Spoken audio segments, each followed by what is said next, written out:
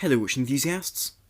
Now when considering a luxury watch, whether it's a sports watch or a dress watch, the vast majority of cases will end up with a Rolex.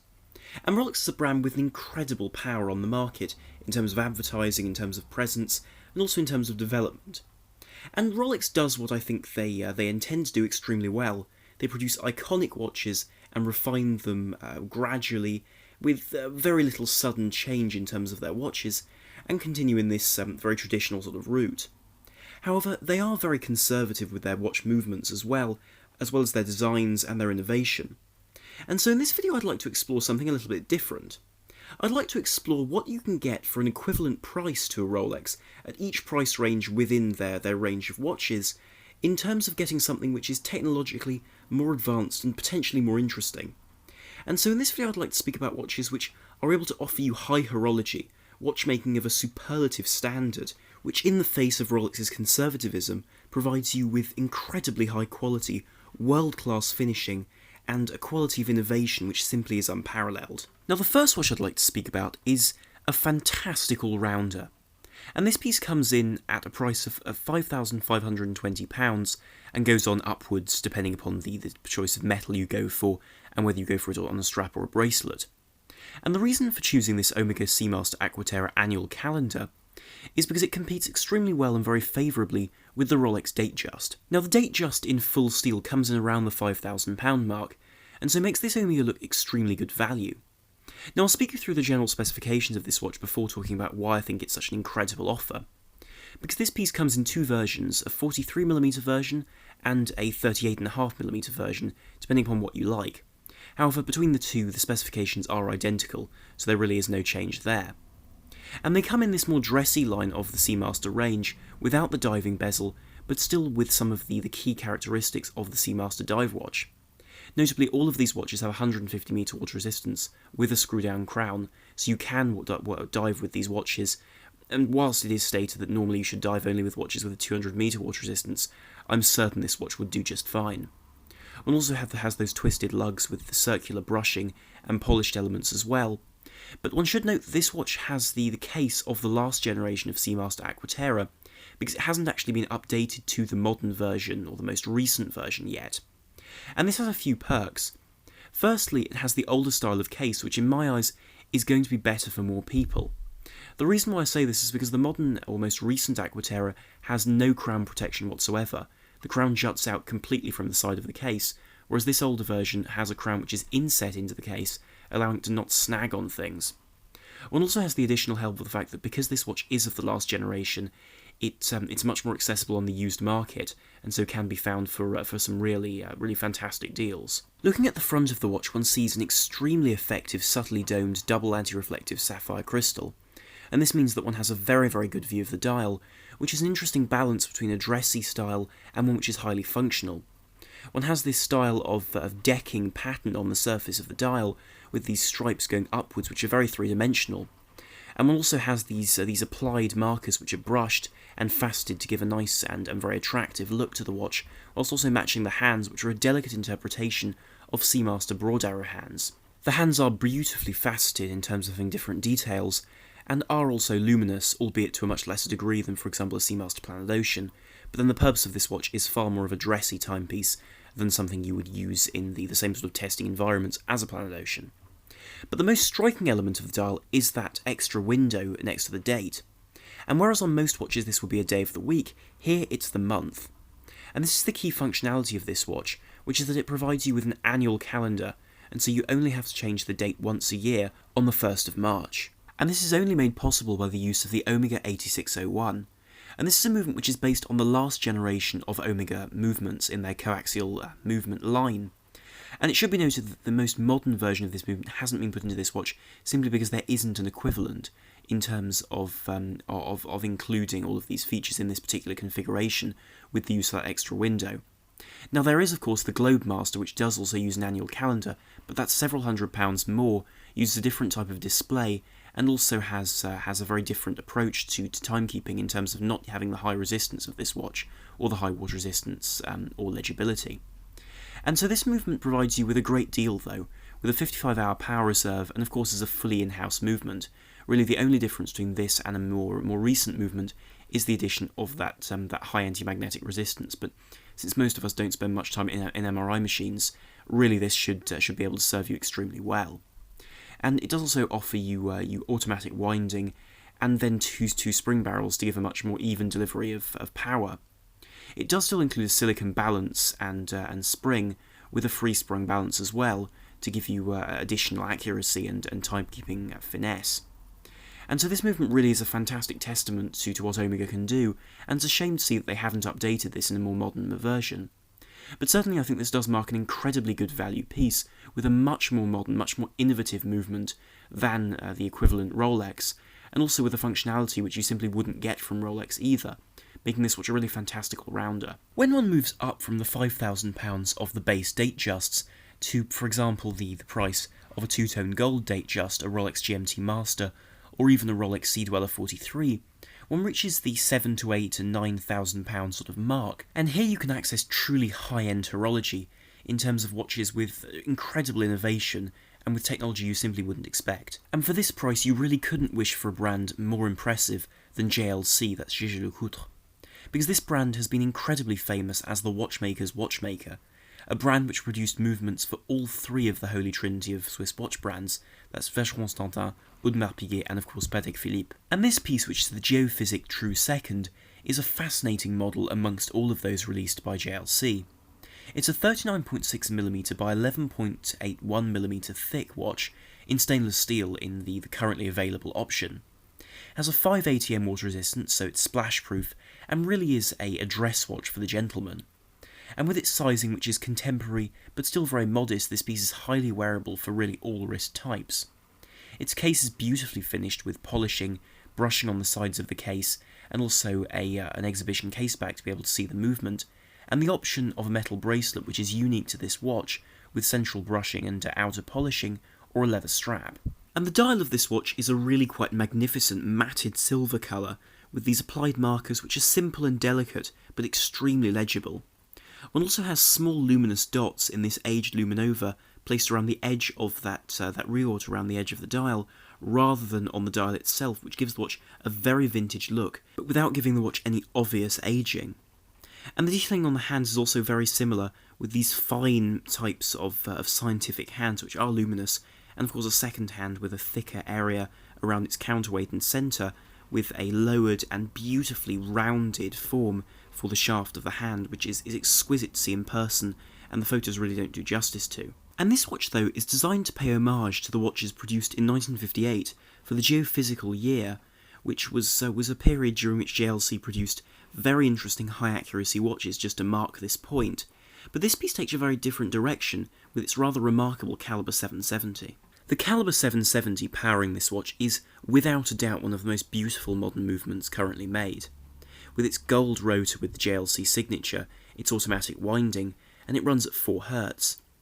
And the detailing on this movement is exquisite, with skeletonization throughout the various parts of the movement, and beautiful striping across it as well. And this is a really beautiful demonstration of an everyday movement, which gives a great deal of accuracy as well.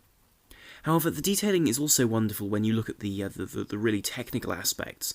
So aside from the wonderful blued screws, one sees a balance bridge to protect the balance from shocks, and also to give more stable timekeeping. Also details such as the additional cock to hold the escape wheel just gives a slight nod to the past, which is wonderful. But it's the technology with this movement which one really has to look at, and there are 2 key features.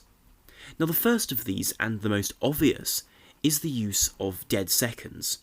And dead seconds are very rarely seen on affordable or even semi-affordable luxury watches, because dead seconds convert the beat rate of, in the case of this watch, 8 ticks a second, into a single sharp, almost quartz-like tick. And this gives the watch a very dead look to the seconds, which is wonderful in my eyes, and gives this watch a certain aspect of mystery, because to the untrained eye it will simply look like a quartz watch, but to everyone who knows, it's a thing of absolute wonder. Because it works by using a star wheel and pin for these deadbeat seconds, with a spring which is tensioned over those 8 ticks and then released suddenly to move the hand in one single stride, which is quite remarkable to see. The second innovation is seen in the balance, and I don't refer to it as a balance wheel, because it doesn't actually have a balance wheel. It uses their Gyrolab balance.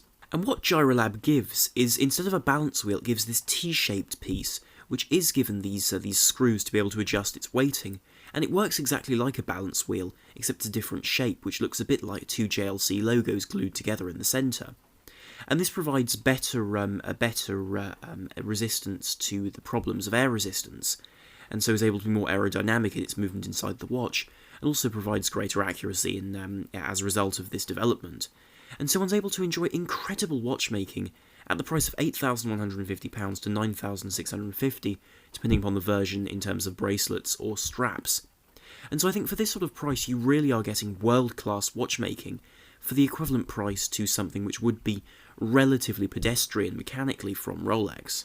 For many, the benchmark of a luxury chronograph is the Rolex Cosmograph Daytona, and in steel this watch starts at £9,550, giving a very sizable price to an automatic chronograph with a very sensibly designed movement, but one which certainly will undergo certain modifications in coming years, as it's by no means a new movement.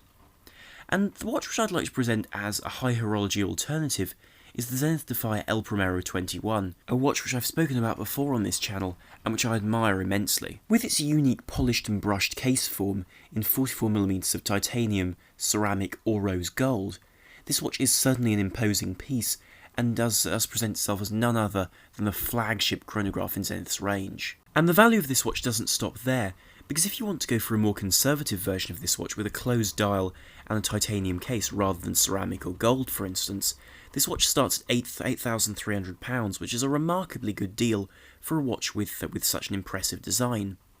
And of course, aside from the design of this watch and the choice of bracelets, rubber straps or leather straps, one does get an incredible movement in the form of the caliber El Primero 9004. And this piece is a movement which has astounded me since its first release, and provides you with a short period of time chronograph at immensely high accuracy. And so the chronograph runs two escapements. So aside from being automatic, the first of these escapements runs the normal timekeeping of the watch. And so this provides you with a 5 Hz beat rate, which is much higher than one would normally expect from a watch, and so gives you this high beat rate flow to the seconds, and also gives you very high accuracy through the timekeeping of the hands. However, it's what the second escapement does which is incredible. The second escapement engages and allows the watch to run at 50 Hz. Now 50 Hz is an incredible beat rate of 360,000 vibrations per hour. To put that into context, most watches in the middle of the 20th century run at 18,000 vibrations per hour, just demonstrating the incredible rate this will be able to run. And that allows the watch to run at 100 ticks a second, which is, again, a baffling state, and allows this second hand to be able to run around the dial once a second and give you an incredible measure of time, down to a level of accuracy that simply wouldn't be possible otherwise. Also, it should be noted that this drains power incredibly quickly from the separate part of the watch which runs that chronograph module. And so this watch has a power reserve indicator at 12, which is not for the whole movement, but just for that chronograph section of the movement, in order to allow you to see how many more of the 50 minutes of power reserve you still have. Of course, you can still wind the watch from the crown during this period, and keep the chronograph running indefinitely if you want to, but of course wear will be quite significant, though admittedly for this sort of watch its accuracy are after. But the technology doesn't stop there, because it uses a carbon nanotube balance spring, which is an incredible innovation to increase the isochronism of the spring and just generally increase accuracy, whilst a 50-hour power reserve and automatic winding makes the watch very practical for daily wear as a timekeeper. And of course, with a 100-meter water resistance, you can also use this watch in the most outdoorsy of environments, despite there being versions with very delicate dials, and of course skeletonized versions giving an incredible view of the inside of the movement. But certainly whichever version of this watch you buy, this watch has all the heritage of the Zenith El Primero with that 1969 release of the original first automatic chronograph, but packaged in a modern way with a really modern innovation in this regard, which I think is fantastic and exactly what I would expect from Zenith to do, to be able to continue innovating and really present an answer to the Omega Seamaster as well as the Rolex Daytona. Now the next piece I'd like to compare to a High-Horology watch is the Rolex Cellini. And the Rolex Cellini is a real favourite of mine amongst the Rolex range, because it's a range which is often under-discussed and underappreciated, but offers the formal dress watch to the Oyster collection, which one sees in the rest of the Rolex collection. And this watch provides much more delicate forms, fully polished cases, fine bezels, and also beautifully decorated dials. However, I feel that for the same price as, for example, the date version of the Cellini, which is £13,800, you can access a level of horology which is perhaps higher in terms of the individual craftsmanship which goes into the watches, in the case of the A. Lange Söhne Saxonia. Now, the Saxonia represents a very interesting contrast to the Rolex, because whereas the Rolex comes in at the higher end of the general range of pieces sold, this A. Lange Söhne is really the entry-level model to the range. However, don't let this put you off, because this watch has all the characteristics of the more expensive watches by the brand, however offered in a more simple, more pared-back sort of form, and the quality really is the same.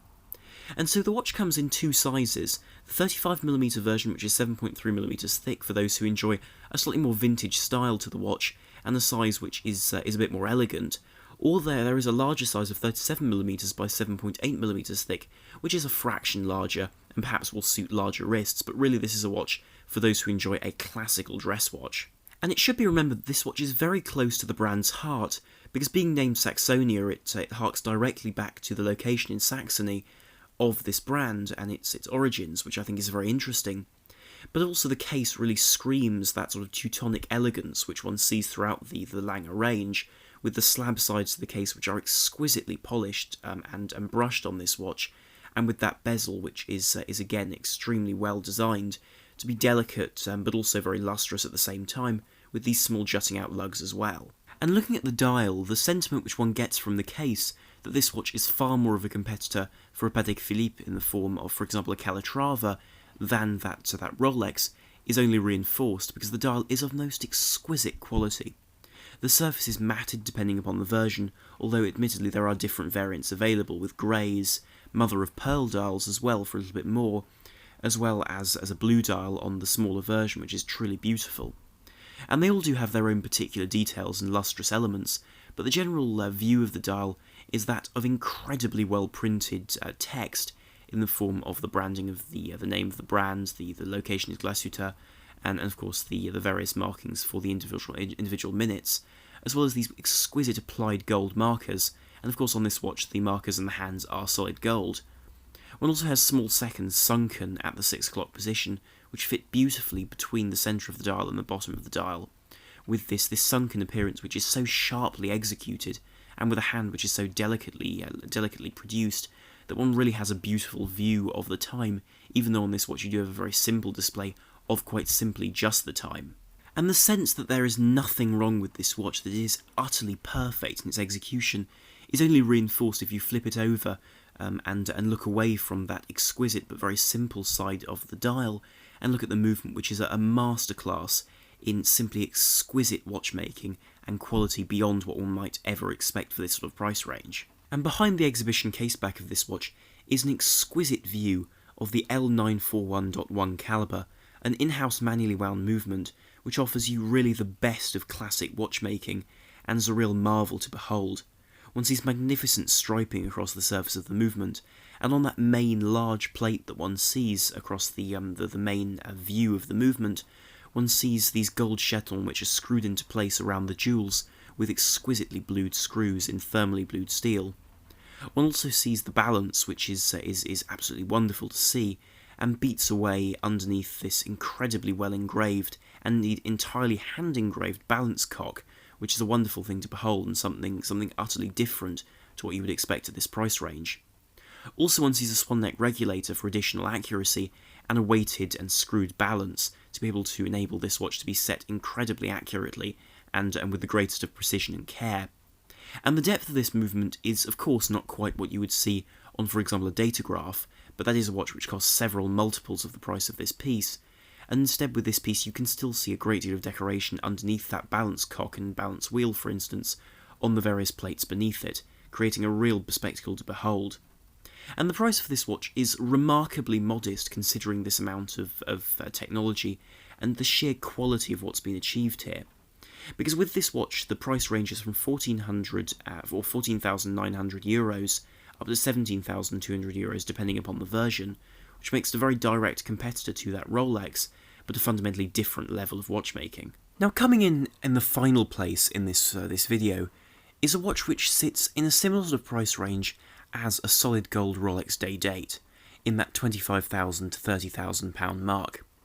And this is a watch which is a real grail watch for me. It's a piece which I doubt I'll ever own, but nonetheless is a piece which I don't think I could ever tire of in terms of design, quality, and in terms of the sheer innovation within it.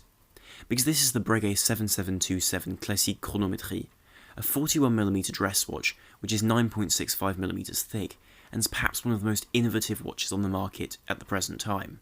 And available in either white or rose gold, I think that the clear brilliance of this watch is demonstrated by the fact that it won the Aiguille d'Or at the Grand Prix d'Horlogerie de Genève in 2014. The case follows very typical Breguet lines, and remarkably, even in rose gold, is incredibly understated. One sees a very fine bezel in this domed form, and then of course the edges of the case are rolled metal in that wonderful way which Breguet do, in order to give this texture to the side of the case, and give it a slab-sidedness which is much more reminiscent of a pocket watch, an 18th century pocket watch for instance, than a modern-day wristwatch, which I think is incredibly charming, and really does demonstrate a watch which Breguet would be proud of. Then one sees these jutting out lugs which also add to the look, and of course a crocodile or alligator style leather strap just adds to the aesthetic. But the dial is what the eye is first drawn to, and is a truly incredible piece. The surface of the dial is decorated with a myriad of different forms of hand-done guilloche, which is achieved through the use of a rose engine, something which is very rarely still used by brands, and really the brands which immediately jump to mind using this sort of technology are Breguet and Chronoswiss. And what's been done with this dial is truly remarkable. One sees different finishes for each different section of the dial, with a fine brushing for the various areas. One has the marked numerals, as well as an incredibly fine cross-hatching around the edge of that, and this wave pattern in the centre of the dial. Then one sees different areas within each intersection between each of the circles seen throughout the dial to create an incredibly complex appearance, and a beauty which is absolutely unparalleled in my eyes. Of course, one also has other complications on the dial, and for a watch which only shows the time, it has a remarkable amount going on.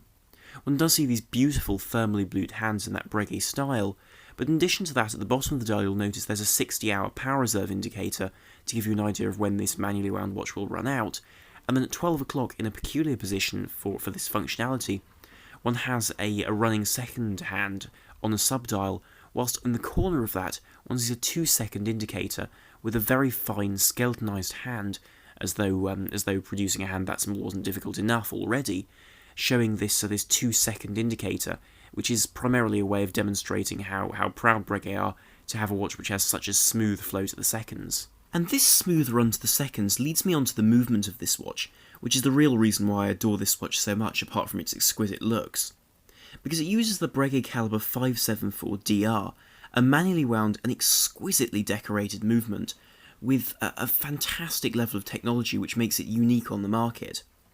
Now this piece has a 60-hour power reserve and 45 joules, but what's incredible is that it's able to remain a normal movement, despite the fact that it runs at a scarcely believable 10 Hz. Now granted, that Zenith which I showed you earlier is able to run at 5 times that rate when it's running the chronograph. However, it has a power reserve of 50 minutes whilst doing that, and at the same time is not designed to be able to survive the wear of running that chronograph at all times.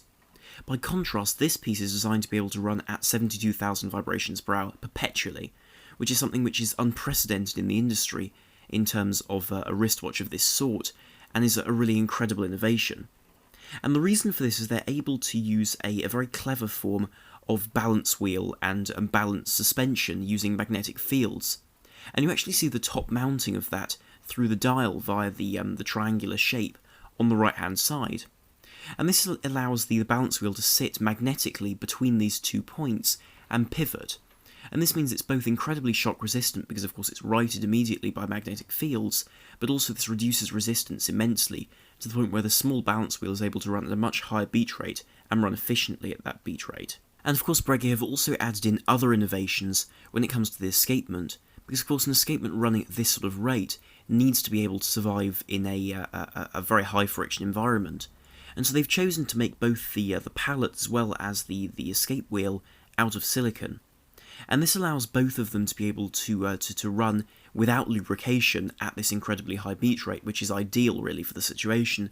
And the silicon escapement as well as the silicon balance spring also adds to this this functionality and allow the watch to remain accurate, making it a truly remarkable piece for its price of around £30,000 depending upon the version.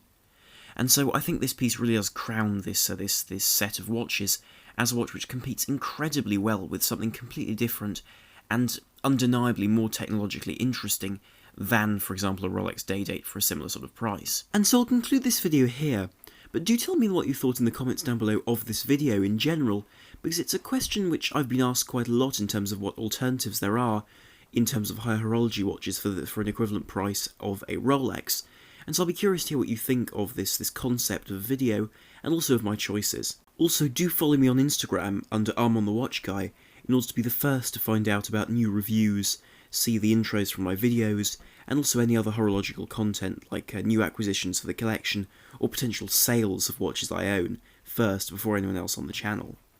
And if you did enjoy the video, then do please like, share and subscribe to help the channel, and also to be able to see more videos and content here in future. So thank you very much for watching. This is Arm on the Watch Guy, out.